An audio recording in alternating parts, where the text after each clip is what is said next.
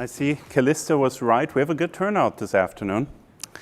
And I have a slightly different spin on RISC-V today. One that is more software focused and very much about how we can innovate and continue innovating while also solving some of our adaptation issues.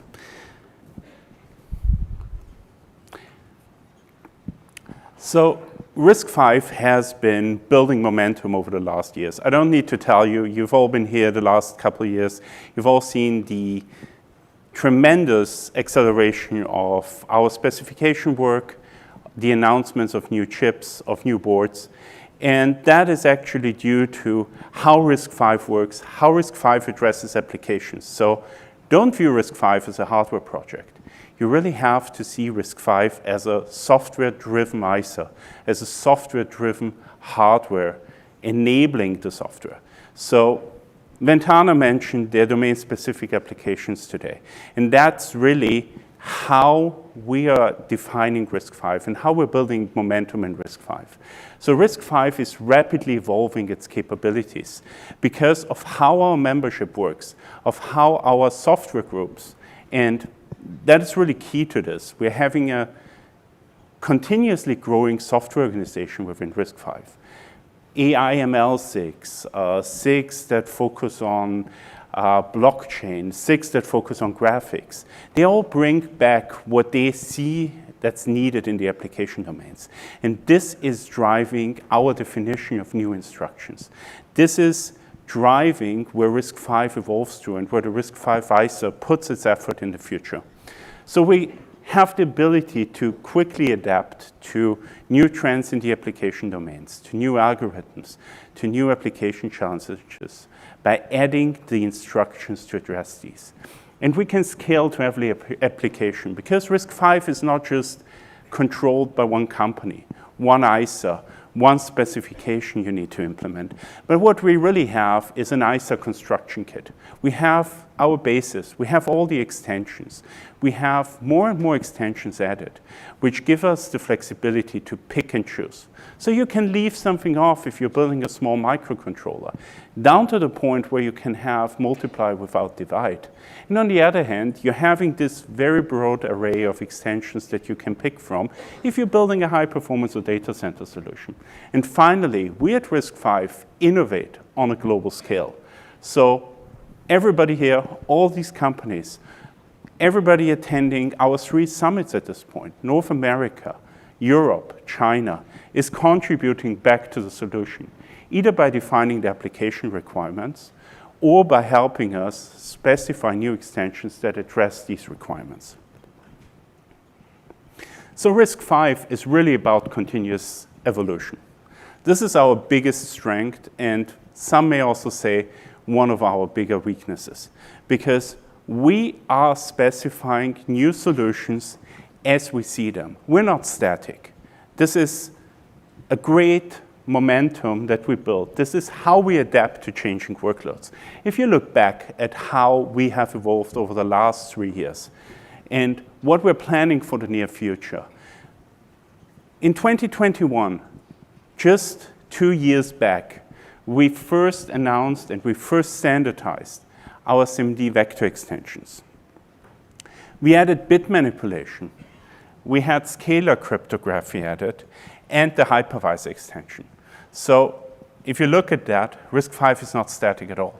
2 years back, we were adding all of these key features, all of these key functionalities that are not just addressing application workloads, but that are also helping us to accelerate the software and generate software and source binaries that address these diverse markets better. In 2022, so last year, we were adding a couple more extensions, and this is just a few of the highlights. So code size improvements. The new instructions are going all over the place. Binaries can be made smaller, but they won't run on all those CPUs. We have a new memory model, another fundamental change that can be added as an option. This year, we're having the next major leap. vector cryptographic extension, additional floating point extensions, helping us to accelerate certain workloads by 10, 15%. Then again, it is spread out through the entire binary. So it is a perceived compatibility break again. People have been talking about fragmentation, differentiation for the last couple of years. But what RISC-V is really doing is we're opening the gate for innovation. And if you innovate, you have to differentiate. So as you evolve, you're addressing new application workloads, but you also need the newest silicon to back it up. And this is just the beginning, because looking forward, and just a tiny glimpse of what we're doing, just as before, these are all just highlights, because we have tens of groups doing specification work all over the ecosystem. We're adding conditional execution, which is going to be ratified in the next couple of weeks.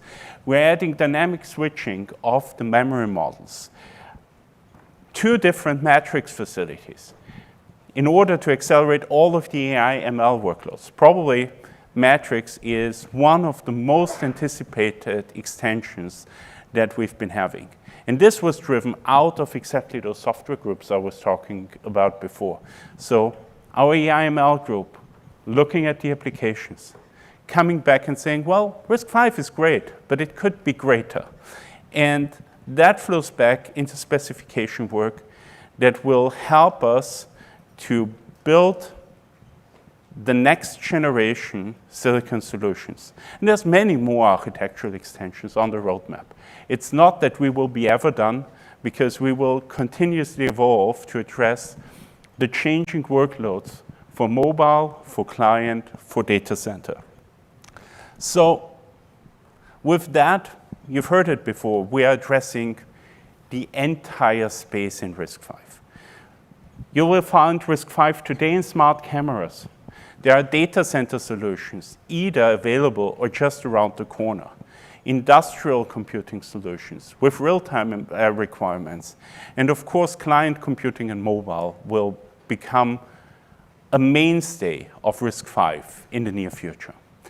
So all of this is really driven from what I spoke about before. RISC-V is adapting to the workloads. RISC-V is not static. So we can very quickly gain ground in all of these application domains because we address their specific application needs. So you might say, that is causing a lot of differentiation, and differentiation can be a headache. So how do we plan to address the adoption challenge for RISC-V? And really, we have the capabilities. With every new extension we add, with every new instruction we add, we have the capability to make a real-world difference for application domains. But at the same time, we need to be smart about how we manage our migration and our architectural evolution challenges.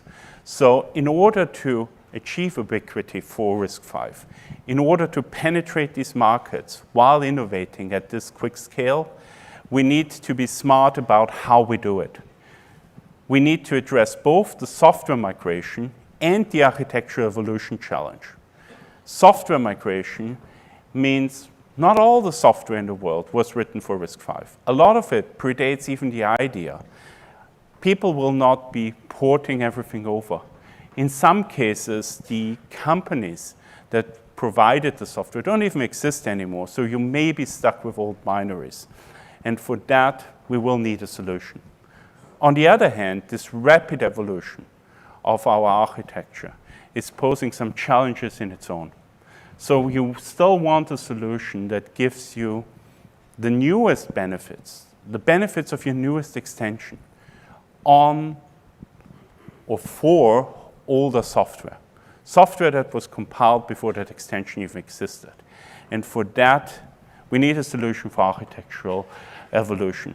Fortunately, we have been aware of these solutions. We had them available for us for tens of years. Binary translation can help us address this, and binary translation can be a key part of the RISC-V ecosystem in order to help us enable both the software migration and the architectural evolution. So we are, as RISC-V, giving a new life to a technology that allows us to morph the software and to advance it just as we're advancing the ISA.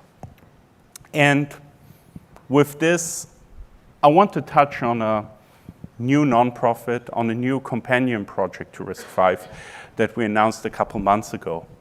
And this is the Binary Translation Alliance. It is aiming to bring an open binary translation solution that we can all build on, that we can all use to extend, and that we can unify behind to RISC-V.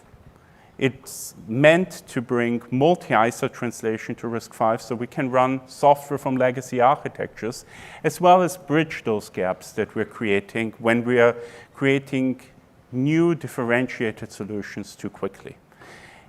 And the important part about it is that it is embodying the RISC-V spirit, open collaboration, unifying everybody behind one solution instead of building multiple solutions that don't interact, that don't change to change ideas, and that do not build on each other in order to get us the quickest innovation and a minimal amount of duplication.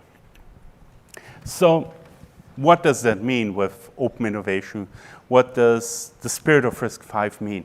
What it really means is open collaboration and pooled resources. Just the way we work at RISC-V. We learn from the mistakes of the past when we had multiple ISAs, all of them competing, having to support all of them in parallel, and not being able to quickly build on them and advance them and enhance them. We're pooling resources as a community in order to advance the state of RISC-V, but also advance the state of our software solutions that support RISC-V today. And the only way to do that is by pooling these resources. If we try to do things in a closed way, we're just duplicating again. We're becoming inefficient. But we're not competing amongst each other. We're really competing against the legacy architectures. So for us, it's critical to build ecosystems that are open, where we're efficient so that we can efficiently compete with the legacy architectures. And using the example of the Binary Translation Alliance, we are following the same scheme that RISC-V and RISC-V International is following. It's 3 pillars that we need. It's always 3 pillars if we're trying to compete with the legacy architectures. We need to educate the talent. We need to have the outreach to bring people into our community and to train them up so they can help us advance both the RISC-V ISA and our software solutions. We need to develop the reference implementations, the building blocks, the enablement, so that we have something that is ready to deploy, something that generates value for our members. And finally, we need to empower a downstream ecosystem. This is even more important in software than in anything else. You build the components, you build the hardware, you build the software blocks, but somebody needs to integrate. Somebody needs to act as a multiplier that actually gets this into the applications. And that's where building an ecosystem is critical. So let me conclude by saying RISC-V galvanizes change. It galvanizes change across entire ecosystems, across an entire solution stack. First, we started to add an ISA specification we could all unify behind. Then we built some reference hardware solutions. But the holy grail for us, the final state of a solution, is by unifying these software efforts, having one compiler targeting all of RISC-V with all of its variants, having one operating system stack that supports that, by all of us contributing into it, and having the same happening for binary translation, which will be a unifying technology for RISC-V as we move forward, as we stay active in this field, as we keep innovating and need to make sure that we have one software solution that bridges the gaps between all the different implementations. Thank you.